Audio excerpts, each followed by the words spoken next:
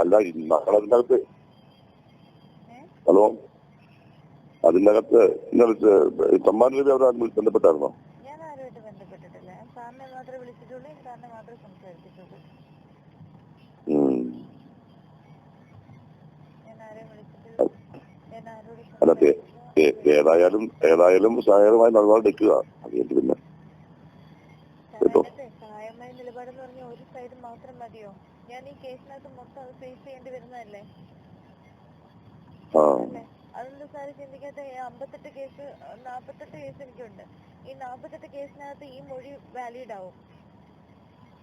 അതില് പറഞ്ഞത് അത് ഞങ്ങളെല്ലാവരും ഇത് കഴിഞ്ഞിട്ട് അവിടെ ഉണ്ടല്ലോ, 9ാമത്തെ എനിക്ക് വേണ്ടതുണ്ടല്ലോ. അതിനകത്ത് അവസാനം ലാസ്റ്റ് എനിക്ക് ഞാൻ മാത്രം ഉത്തരം പറയേണ്ട ഒരു സിറ്റുവേഷനിലോട്ട് അതൊന്നും ഉണ്ടാവത്തില്ല. അത് ഉണ്ടാകത്തില്ലെന്ന് ഞാൻ ഈ എന്ത് കണ്ട് ഞാൻ വിശ്വസിക്കണം? ഓരോരുത്തരുടെ അടുത്ത് എന്തെല്ലാം വാഗ്ദാനം പറഞ്ഞിട്ട് മാറി നിൽക്കുന്നത്. സാറ് എന്നെ ആലോചിച്ച് നോക്ക്. അവസാനം ഞാൻ മാത്രം പ്രഷറിലാവുന്ന ഒരു സിറ്റുവേഷൻ പോവുക. തരാതരം പോലെ അങ്ങോട്ടും ഇങ്ങോട്ടും മാറി പറയും. എനിക്ക് ബുദ്ധിമുട്ടുണ്ട്. അവസാനം എല്ലാവരും എന്നെ പറയും ഞാൻ ആ മൊഴി പറഞ്ഞില്ല, ഞാൻ മൊഴി മാറ്റി പറഞ്ഞു. അവരുദ്ദേശിക്കുന്നത് പത്രക്കാരും സമൂഹവും ഉദ്ദേശിക്കുന്നതൊന്നും ഞാൻ പറഞ്ഞില്ലെങ്കിൽ ഞാൻ മാത്രം ചീത്തയാവുന്നൊരു സിറ്റുവേഷനാണ്. എനിക്കും ജീവിക്കണ്ടേ? അതിന് ഒരു ഇതില്ല, ഒരു തീരുമാനം എടുക്കാതെ അങ്ങനെ പറഞ്ഞു ഇങ്ങനെ പറഞ്ഞു ഞാൻ എന്ത് ചെയ്യണം? എന്നിപ്പോ നേരം വെളുത്ത് 7 മണിയായി. എന്തെങ്കിലും ചെയ്യട്ടെ. ഞാനെന്താ വേണ്ടെന്ന് ഞാനും ചിന്തിക്കാം. അതേ ഉള്ളൂ. ഞാൻ ചിന്തിക്കാൻ സാറിന് ഈ ഉദ്ദേശം ഇതൊന്നും നടക്കുകയല്ല, എനിക്കറിയാം. കാര്യം ഞാൻ ഇതൊന്നും നടക്കാൻ പോകുന്നില്ല. എനിക്ക് നന്നായിട്ട് വ്യക്തമായിട്ട് എനിക്കെല്ലാം മനസ്സിലായി വരുന്നുണ്ട്. എനിക്ക് പിക്ചർ എല്ലാം മനസ്സിലായി വരുന്നുണ്ട്. ഇപ്പൊ ഞാൻ ഈ അബ്ദുള്ളക്കുട്ടിയുടെ കാര്യത്തിൽ തന്നെ ഉമ്മൻചാണ്ടി സാർ പറഞ്ഞു ഇനിയും ഞാൻ എന്തെങ്കിലും ആരോപണം പറഞ്ഞാൽ അത് ഇതുപോലെ കളയാമെന്ന്. അങ്ങനെയല്ല, എവിഡൻസ് സഹിതമുള്ള കാര്യങ്ങൾ എന്റെ കയ്യിലുള്ളൂ. ശ്രീധരൻ നായരെ കണ്ടില്ല എന്നുള്ള കേസ് തന്നെ ശ്രീധരൻ നായരെ കണ്ടില്ല എന്നാണ് ഞാൻ മൊഴി പറയേണ്ടത് അല്ലേ? യഥാർത്ഥത്തിൽ എന്താണെന്ന് സാറിന് അറിയാലോ. എന്റെ തെളിവുണ്ട് അതിന്റെ.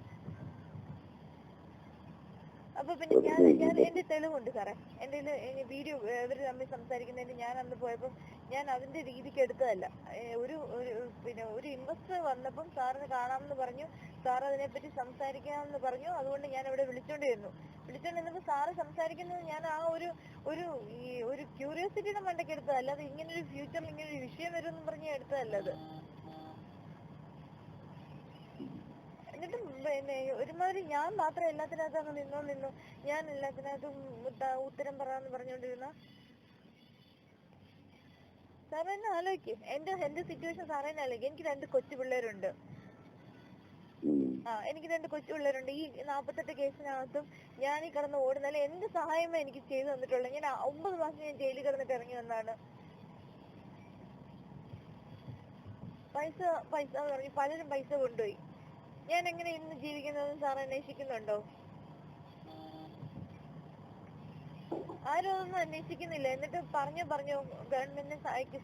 എന്ത് സഹായിക്കാനാ? ഞാൻ സഹായിച്ചതിന് എനിക്ക് എന്താണ് എന്റെ പ്രൊട്ടക്ഷന് എനിക്ക് മേലുള്ള പ്രൊട്ടക്ഷൻ എന്താ?